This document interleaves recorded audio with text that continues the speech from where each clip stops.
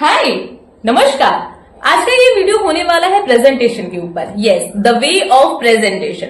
हिंदी में बोले तो प्रस्तुतिकरण करने की विधि है ना, वो जो प्रोसेस होता है, वो जो माध्यम होता है किसी भी चीज को प्रस्तुत करने का, उसके ऊपर आज का ये वीडियो होने वाला है।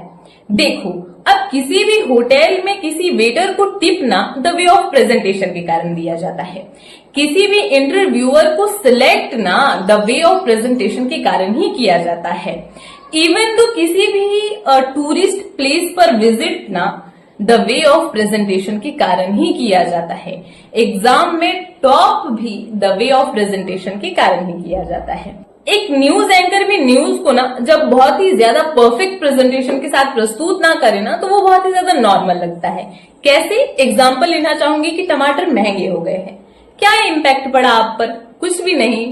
पर अगर वो न्यूज एंकर इस न्यूज को ऐसे कहे कि हो गए हैं महंगे टमाटर, टमाटर हो गए हैं महंगे, 80 के आंकड़े को क्रॉस कर दिया है टमाटर ने, कितने महंगे हो गए हैं ये टमाटर।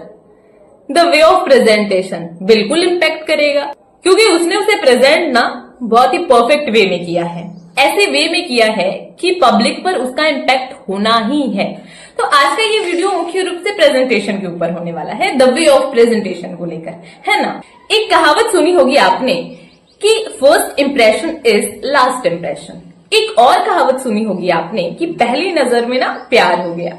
ये सारी चीजें ना कहीं द वे ऑफ प्रेजेंटेशन को दर्शाती है कि लाइक उसके प्रस्तुत करने के तरीके से हम रिझा गए। प्रस्तुत करने की कौन सी विधि, क्या चीज अच्छा लगता है? बात करने का तरीका, बॉडी लैंग्वेज, विचार, आइडियाज, उसे लिखित रूप में प्रस्तुत करना।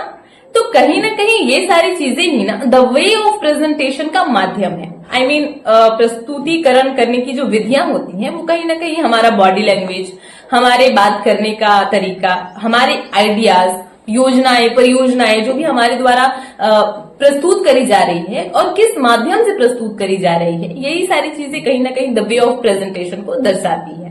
अगर बहुत करीब से समझा जाए तो हर इंसान यहाँ खुद को किसी न किसी फील्ड में प्रेजेंट ही करना चाह रहा है।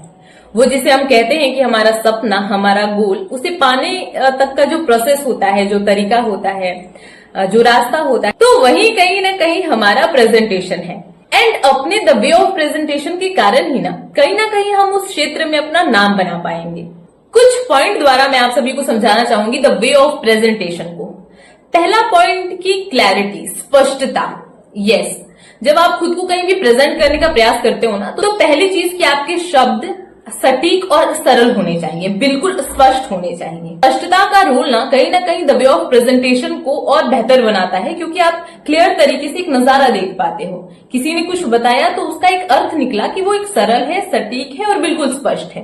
तो कहीं ना कहीं हम उसमें अपना नजरिया देना प्रारंभ करते हैं, इम्पैक्ट हम पर पड़ना स्टार्ट हो जाता है, क्योंकि वो सारी चीजें बिल्कुल स्पष्ट है, क्लियर है ना। दूसरी चीज की इंटरेस्टिंग और अट्रैक्टिव बनो। यस, जब भी आप खुद को ना किसी भी वे में प्रेजेंट कर रहे हो, किसी भी क्षेत्र में प्रेजेंट कर रहे हो, तो आपको खुद को इंटरेस्टिंग एंड अट्रैक्टिव बनाना ही चाहिए, इसलिए ताकि लोग हमसे लंबे समय तक टिके रह सकें, हमें सुनना पसंद करें, हमें देखना पसंद करें, है ना। तो किसी भी चीज को इंटरेस्टिंग बनाओ एंड अट्रैक्टिव बनाओ, कहीं ना कहीं ये द वे ऑफ प्रेजेंटेशन को ना और बेहतर बनाने का काम करता है।